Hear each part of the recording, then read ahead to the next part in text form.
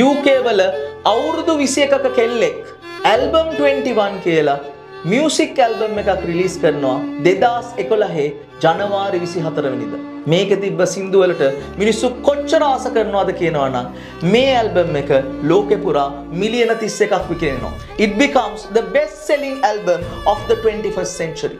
මේ කෙල්ලගේ නම Adele Laurie Blue Atkins.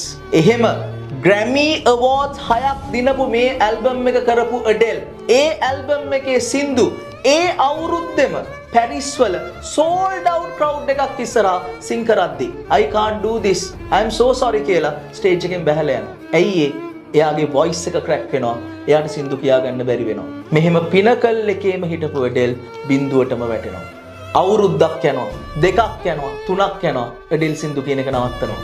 ඒ කාලෙ වෙද්දි Taylor Swift, Katy Perry, Lady Gaga, Rihanna musical chart ඔක්කොම top කරපු හින්දා හැමෝම හිතන්නේ Adele නම් ආයි comeback කරන්න බෑ කියලා. රෂ් කරන්නේ නැතුව තමන්ගේ voice එක හොඳට recover කරගත්ත Adele ආත්ම විශ්වාසයෙන් වෙලාව ගත්ත Adele අවුරුදු 4කට පස්සේ 2015 ඔක්තෝබර් 23 වෙනිදා Hello කියන සින්දුව ලෝකෙට රිලීස් කරනවා.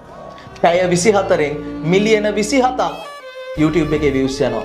1 billion views යනවා දවස් 87න්.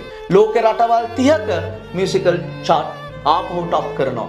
පුතා අපි පිනකල් එකේ හිටියත් අපි බිඳුවටම වැටෙන දවසක් එනවා. අන්න එදාට මිනිස්සු hina වෙනවා. අපිට රිදෙනවා. නැගිට ගන්න බෑ කියලා හිතෙනවා. පුතා විශ්වාසයෙන් නැගිටින්න. වෙලාව ගන්න. වෙලාව අරගෙන නැගිටින්න. එහෙම වෙලාව අරගෙන නැගිට්ටම මිනිස්සු ඔයා ගාවට ඇවිල්ලා අහන්නේ කොහොමද ඔයා ඒක කළේ කියලා.